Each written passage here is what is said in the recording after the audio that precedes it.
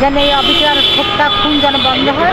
যে পুনর্লিত হচ্ছে, বিশেষ করে আমরা আজকে খুবই গভীর নিন্দা জানাচ্ছি এবং আজকে বিশেষ প্রতিবাদ এবং নিন্দা জানাচ্ছি। আমরা তার বিপক্ষে আমরা রাজ্যবাসীদের সাথে সংহতি প্রকাশ করছি।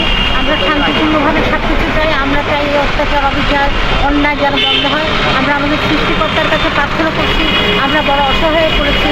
বিশেষ মুসলিম জাতি আমাদের ঐক্যবদ্ধ হওয়া উচিত, আমাদের সম্মিলিত প্রতিবাদ করা উচিত, আমাদেরকে এগিয়ে দিতে হবে। আমাদের ছেলেমেয়েরা তারা যেন শান্তিপূর্ণভাবে এই পৃথিবীতে শান্তিভাবে বসবাস করতে পারে। নজরুলের আদর্শ নিয়ে আমরা চিরজীবনী আমরা দেখেছি যে মানবতার পক্ষে কথা বলেছেন, ইসলামের পক্ষে কথা বলেছেন। আজকে সারা বিশ্বে ইসলাম নির্যাতিত নিপীড়িত। আমাদেরকে ঐক্যবদ্ধ হতে হবে, আমাদের ইমানি শক্তিকে আরও জোরদার করতে হবে, আমাদের ঐক্যবদ্ধ হতে হবে। আমরা আল্লাহর কাছে প্রার্থনা করছি যেন এই অবিচার হত্যা খুন যেন বন্ধ হয়।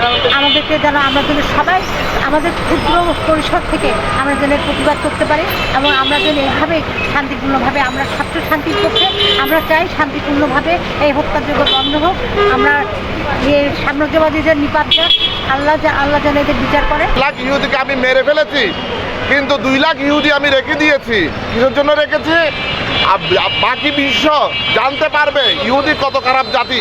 এই জাতির জন্য দেশে দেশে যত ফিতনা আছে তারা হচ্ছে সব কিছু দূষণ সাথে যুক্ত হয়েছে। ইন্ডিয়া নামক যে ভারত নামক দেশ আছে তারাও সেকেন্ড ইহুদি কান্ট্রি। এই 2টা কান্ট্রি মিলে ওয়ার্ল্ডের সব দেশে যত খারাপ কিছু, যত অশান্তির মূল এরাই দায়ী। এই 2টা জাতি পুরো ওয়ার্ল্ডে, বাংলাদেশ সব জায়গায় যে ফিলিস্তিন যে হত্যাযোগ্য মানবাধিকার লঙ্ঘন, কেমন সাহস নারী শিশুর উপর হাত দেয়। আর কিছু হোক না হোক শালার পুরুষদের তোরা কর, নারী শিশুদের উপর মানবাধিকার লঙ্ঘন, এটা কোনো ওয়ার্ল্ড মাত্রা।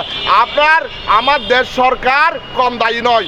এখানে আমেরিকার তোষামোদি করে আমাদের সরকার। মানুষ মানবতার পক্ষে কথা বলছেন, তখন আমেরিকার ইন্ধনে ইহুদি নসরা ইসরায়েল বাহিনী গাজার মধ্যে নির্বিকার বর্বর হামলার মাধ্যমে নারী শিশুকে পাখায় হত্যা করা হচ্ছে।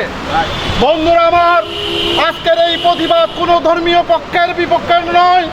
আজকের এই প্রতিবাদ মানবতার পক্ষে।